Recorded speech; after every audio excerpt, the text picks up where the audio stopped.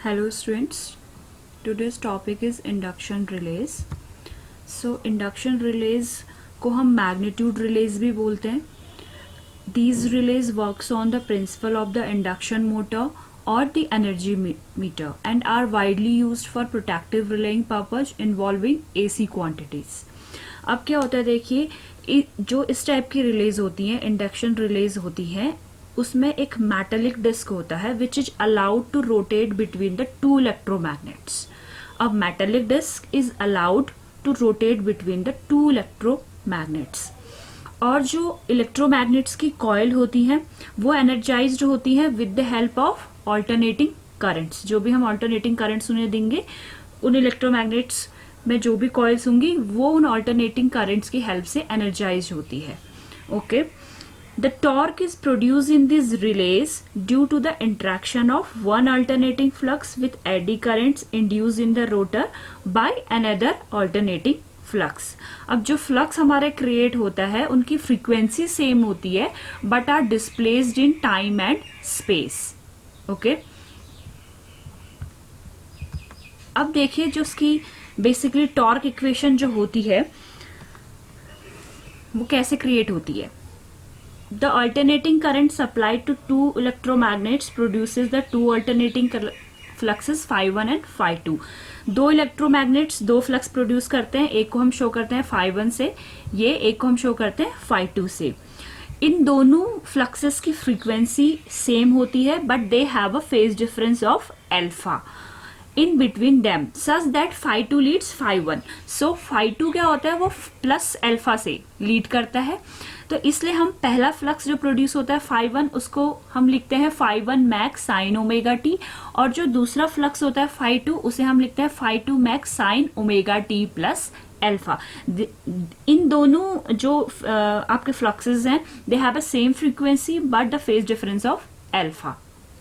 अब देखिए क्या होता है, जो दोनों अल्टरनेटिंग फ्लक्सेस हैं, these alternating fluxes φ1 and φ2 cause the induced EMFs in the rotor. Due to the induced EMFs the eddy currents I1 and I2 are calculated in the disc. आपके पास दो फ्लक्सेस थे जिन्होंने दो ईएमएफ रोटर पे produce करे. इन दो EMF की वजह से आपको दो करंट मिली, एडी करंट्स मिली, that is I1 and I2. इन I1 और I2 को हम कैलकुलेट कर सकते हैं. Okay, the two eddy currents reacted with each other to produce a force which act on the rotor. इन दोनों एडी करंट्स जो I1 और I2 आपकी प्रोड्यूस हुई हैं उनसे एक फोर्स प्रोड्यूस होता है, दैट इज F1 और F2.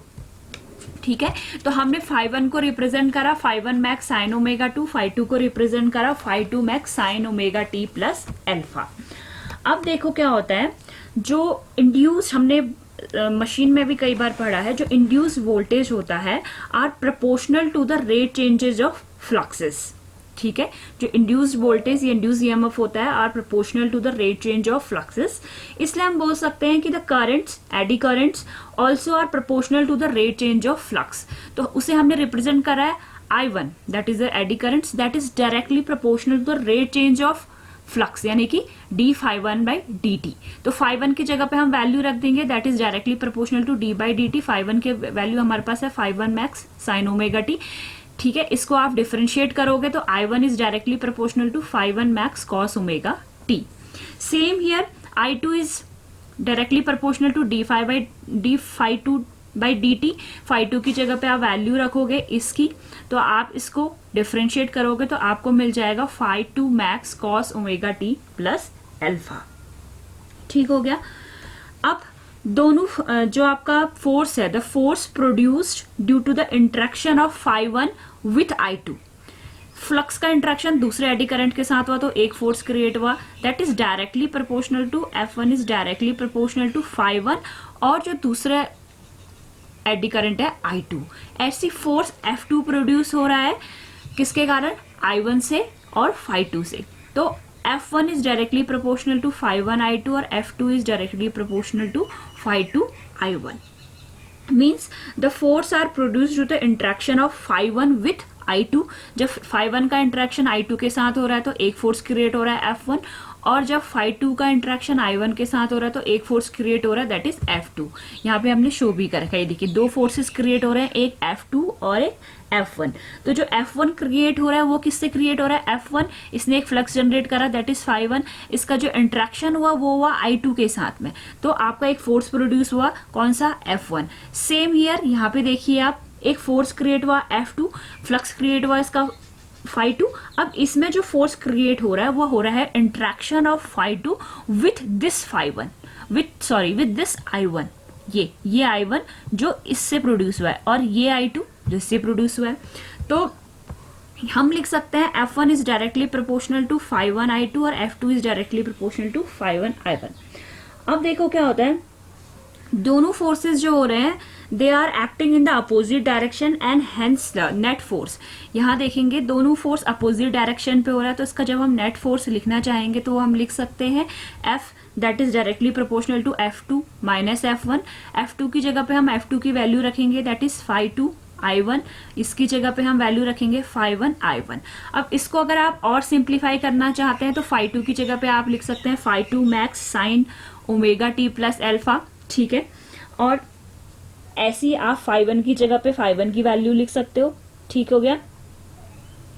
इसको आप सॉल्व आउट करोगे, यहाँ पे वैल्यूज पुट आउट करके आप सॉल्व आउट करोगे तो आपको जो लास्ट आंसर मिलेगा that is F is directly proportional to phi1 phi2 sine alpha.